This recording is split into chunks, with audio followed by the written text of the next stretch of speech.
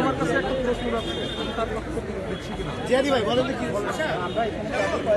মূলত যেটা ঘটনা ঘটেছিল সোহরাওয়ার্দী উদ্যান, যে আসলে এখানে মাদক সিন্ডিকেট চলে এবং এখানে যে শাহবাগ থানা থাকা অবস্থায় এই দিনকে দিন যে এই সিন্ডিকেট চলমান, সেটা কিভাবে থাকে সেটার প্রশ্ন আমরা শাহবাগ থানার কাছে রাখতে চাই।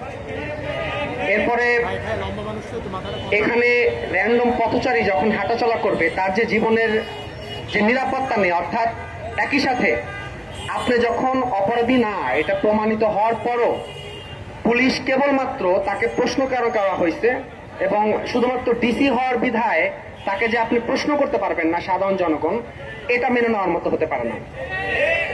আজকে ঢাকা বিশ্ববিদ্যালয়ে পড়ার কারণে কিংবা ঢাকা বিশ্ববিদ্যালয়ের মতো প্রতিষ্ঠানে পড়ার পর আমি যদি আক্রমণের শিকার হই, হয়তো এই কারণে আমি মোটামুটি আপনারা এখানে এসেছেন বা অনেকে আসছে, কিন্তু এখানে আমি বাদে যে কোনো একজন র্যান্ডম সাধারণ নাগরিক হতে পারত, তখন কিন্তু হয়তো এই মিডিয়া কাভারেজ থেকে শুরু করে এত বড় কিছু হতো না, সবার সামনে আসতো না।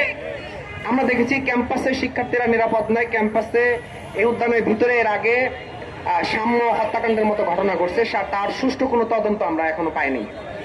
তারপরে দেখেছি আমাদের বিশ্ববিদ্যালয়ের নারীরা হেনস্থার শিকার হয়েছেন, অর্থাৎ সাধারণ শিক্ষার্থীরা নিরাপদ নয় এবং এর দায়ভার শুধুমাত্র এই প্রশাসন না, ঢাকা বিশ্ববিদ্যালয়ের যে প্রশাসন তাকেও নিতে হবে।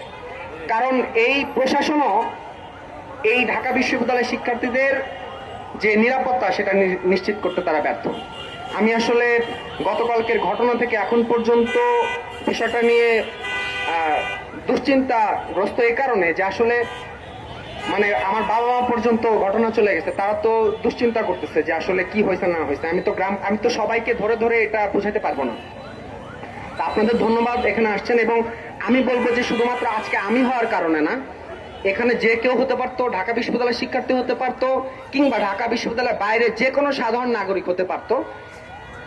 পুলিশের কোনো এখতিয়ার নাই যে কেউ যদি অপরাধী হয়ে থাকে তাকে আইনি প্রক্রিয়ায় আপনি বিচার করতেই পারেন, কিন্তু আপনি নিরপরাধ কিছু পায় নাই এরপরে আপনাকে এইভাবে হেনস্থা করে, এবং যখন আপনি দেখতেছেন আপনার কাছে কিছু নাই এবং পুরোপুরি আপনি নিরাপদ, এরপরে কিন্তু গায়ে হাত তোলা হয়েছে।